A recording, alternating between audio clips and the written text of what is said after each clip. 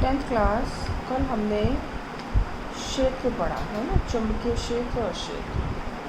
हमने बताया था आपको कि किसी भी ऑब्जेक्ट को पुश या पुल करते हैं तो हम उस पर कोई फोर्स लगाते हैं, लेकिन कभी कभी ऐसा भी हमें महसूस होता है कि हमने कोई फोर्स नहीं लगाया, लेकिन हम वहाँ पर एक फ़ोर्स का अनुभव करते हैं।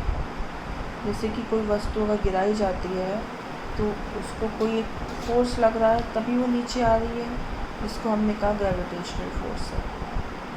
यानी कि वहाँ पर वस्तु के मास के कारण एक gravitational force, gravitational field develop होती है। इसी तरह मैग्नेट के चारों तरफ भी एक फील्ड डेवलप हो जाती है, जिसे कि हम चुंबकीय क्षेत्र कहते हैं। ये हमने कल पढ़ा। आज हम चुंबकीय बल रेखाओं के बारे में पढ़ेंगे। देखो, अगर हम कोई पेपर लो और पेपर के ऊपर आप हल्का सा कुछ चिपकने वाला पदार्थ चिपका दो, ठीक है, और उस पर एक मैग्नेट रख दो, और जब हम उसके ऊपर इस तरह से लोहे का बुरादा कहीं भी मिल जाएगा, है ना, उसको हम ऐसे स्प्रेड कर दें तो वो इस तरह से ये बल दिखाई जा रही हैं, इस तरह से वो खुद को संयोजित कर लेता है। मैग्नेट के पास मैग्नेट बीच में रख दीजिए तो इस तरह से ये बल रेखाएं बन जाती हैं अपने आप ही। यानी कि हम कह सकते हैं, ये देखिए, क्षण चुंबक के निकट लौह जोड़ चुंबकीय बल रेखाओं की तरह संरेखित हो जाता है। अगर ये कोई क्षण चुंबक हमने यहाँ पे ली है और यहाँ हम कंपास रखते हैं, ठीक है, इसका एन पोल, इसका एस पोल, तो हम देखेंगे कंपास की सुई यहाँ घूमी, फिर हम और आगे ले गए तो ऐसे, फिर और घूमे तो इस कंपास की सुई की डायरेक्शन बदलती रहती है, और जहाँ डायरेक्शन बदली, जैसे यहाँ आई तो हमने यहाँ बिंदु लगा दिया, फिर यहाँ आई तो हमने यहाँ बिंदु लगा दिया, एक बिंदु पे रखते चले जाते हैं, यहाँ आई तो यहाँ बिंदु लगा दिया, फिर यहाँ, फिर ऐसे हो गई, ठीक है, फिर यहाँ आई तो ये ऐसे, तो वो ऐसे वो विक्षेपित होती जाती है और ऐसे ही कर्व बना लेती है, और लास्ट में ये फिर साउथ पोल की तरफ चली जाती है। यानी कि बल रेखाएं जो है नॉर्थ पोल से बाहर निकलती हैं और साउथ पोल में आकर मिलती हैं। इनको हमने चुंबकीय बल रेखाएं कहा। ये देखिए, रेखाओं के किसी बिंदु पर, अच्छा ये देखिए, यहाँ से नॉर्थ से निकली, ये नॉर्थ पोल है, ये साउथ पोल है। यहाँ उसी तरह जैसे हमने अभी बताया, हमने ऐसे रखा तो ये इस तरह से कर्व बनाती हुई दोबारा साउथ में चली गई, ये कर्व बनाती हुई दोबारा साउथ में चली गई, ठीक है। तो नॉर्थ पोल से निकलकर वक्र बनाते हुए साउथ पोल में प्रवेश करती।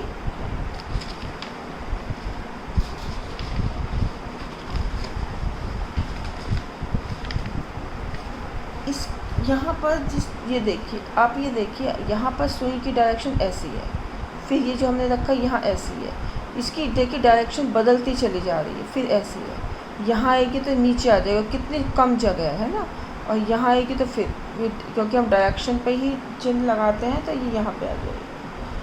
तो किसी भी बिंदु पर खींची गई स्पर्श रेखा, इसकी जो ये मैग्नेटिक फील्ड लग रहा है, इसकी दिशा बताती है।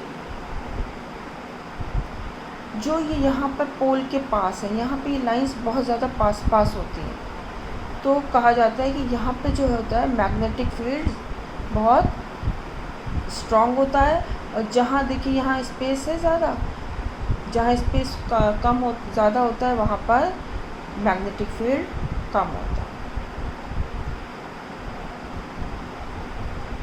हम कह सकते हैं कि चुंबकीय बल रेखाएं वो काल्पनिक रेखाएं हैं, क्योंकि हमने इनको एक ड्रॉ किया है ना, कोई आपको मिल नहीं रही है, तो वो काल्पनिक रेखाएं हैं जो उस बिंदु पर, जिस भी बिंदु पर रखेंगे, अगर उस पर हम स्पर्श रेखा खींचे तो क्या उसकी दिशा बता रही है, उस चुंबकीय क्षेत्र की दिशा को रिप्रेजेंट करती है। और ये चुंबकीय क्षेत्र ये कॉन्टीन्यूअस होता है, ये नहीं कि कहीं टूट जाए।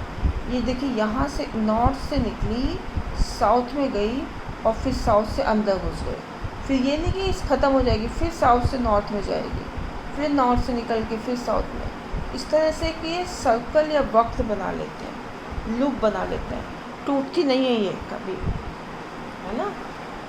तो इनको हम कहते हैं चुंबकीय बल रेखाएं। चुंबकीय बल रेखाएं वो काल्पनिक रेखाएं हैं जो उस स्थान पर चुंबकीय क्षेत्र की दिशा को अविरत कॉन्टिन्यूअस प्रदर्शित करती।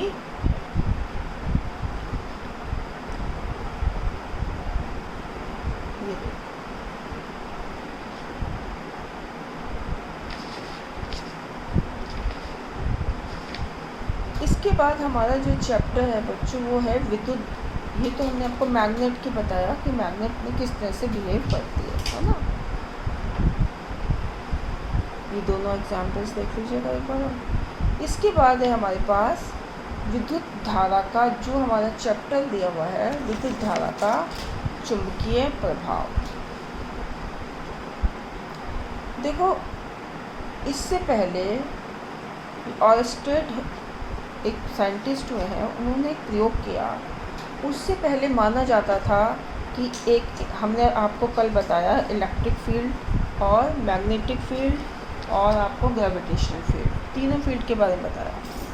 तो ये अलग अलग माने जाते थे कि इलेक्ट्रिक फील्ड का अलग है और मैग्नेटिक फील्ड अलग है, इनका आपस में कोई भी संबंध नहीं है। एक बार ऑयस्टेड कोई अपना